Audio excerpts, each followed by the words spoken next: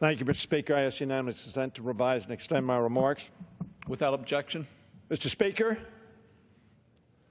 this week we will consider the most important bill that this House will consider in this Congress.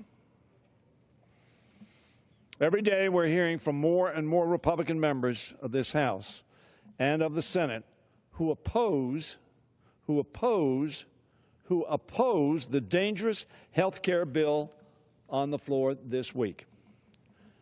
Just yesterday, conservative Republican Representative Justin Amash tweeted the following.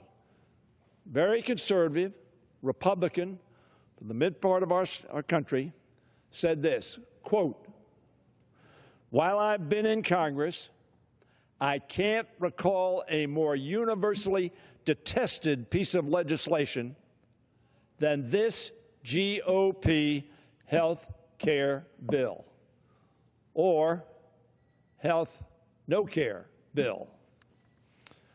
This is just the most recent in a long list of statements by Republicans on the demerits of the bill to repeal the Affordable Care Act. It is interesting that they've named it the American Health Care Act. The only thing they struck from our was affordable. It should tell you something about the bill. They replace it with a system that requires Americans to pay more and get less. This bill has been rushed through the committees without a single public hearing, not one.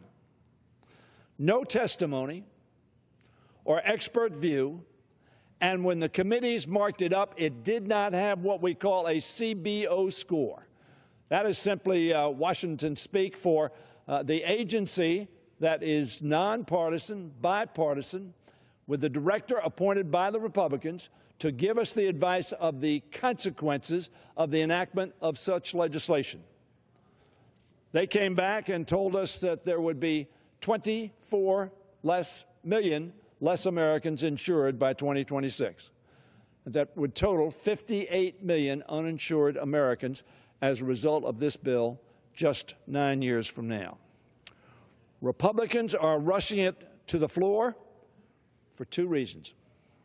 First, they know that if the American people see what this bill would do and what it would cost, it wouldn't pass. As a matter of fact, we have some information on that already, because at town meeting after town meeting after town meeting that Republicans have held and Democrats have held on this bill, the overwhelming number of people that came to those town meetings said this is a bad bill. It will hurt us. It will hurt our health care. It will hurt our families. It will hurt our children. And we're rushing this bill that was introduced just some 2.5 weeks ago. It was introduced on a Monday night, late at night. It was marked up 36 hours later in both committees, and they were so intent on getting it marked up and speeding it along that they held a hearing for 26 hours straight. Excuse me, it was not a hearing. No witnesses. They just held a markup for 26 hours straight. Now, I'm sure, Mr. Speaker, that millions of Americans were awake at 4 a.m. in the morning to see what the committee was doing. Obviously, I'm not sure of that at all. Perhaps that was the strategy. Now that the CBO score, which I just related to, has been released, we know that the harm this bill will bring. As I said, 24 million Americans kicked off their insurance, including 7 million Americans who are currently covered under plans provided by their employers. Premiums for individual policyholders rising 24 to 29%. This is not my view. This is the Congressional Budget Office, whose director was appointed by this Republican Congress, and his predecessor, Dr. Elmendorf, testified in a hearing that we held because Republicans refused to hold a hearing on this bill, and he agreed with the Republican-appointed director and Congressional Budget Office. So you have a bipartisan agreement that this bill will harm Americans. And not just those 24 million Americans, it will harm all Americans because their premiums and copays and deductibles will go up. States will be forced to drop 14 million Americans from Medicaid. And I understand there's a manager's amendment that's going to make it worse, while cutting benefits and provider payments. A less fiscally sustainable future for Medicare. They should life of Medicare sustain the fiscal sustainability by 3 years, from 2028 down to 2025. The list goes on, Mr. Speaker, of the reasons why this bill would be a disaster for families in our country. The second reason they pushed the bill through so quickly is because they wanted to bring it to the floor this week. Not next week, not the week after, not after thorough consideration, not after hearings, not after listening to the American people, but this week. Why this week? Because this week marks the 7th anniversary of the enactment of the law they're seeking to repeal. In other words, optics, spin, propaganda, message.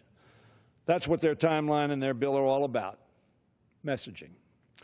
Not results, not reform, political messaging. This is the fulfillment of a campaign pledge based on a premise that is no longer sustainable. 7 years after the law's enactment, the facts are clear.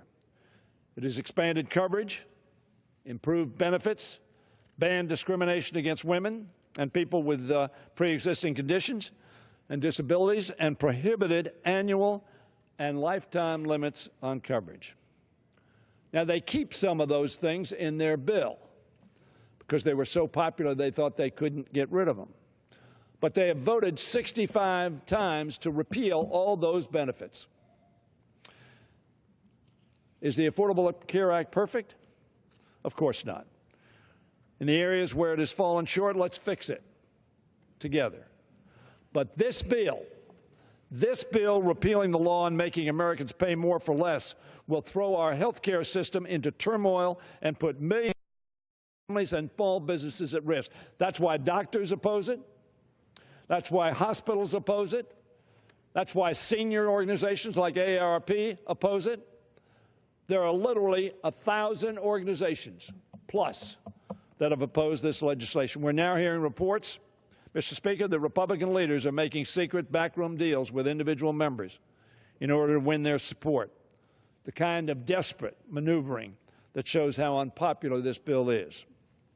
Republicans, Mr. Speaker, must remember that as the governing majority, they will be responsible for what happens to our health care system under their watch. And I do not just mean this bill, I mean the lack of certainty and the turmoil that they have been creating for the Affordable Care Act market since not only Trump was elected, but since they started attacking this bill some years ago. Mr. Speaker, I urge my Republican friends, for the sake of their constituents, for the sake of the children of this country, for the sake of those who are at risk because of health challenges that confront them, I urge my Republican friends to abandon this dangerous bill and instead work with us to strengthen our health care system for all of our citizens.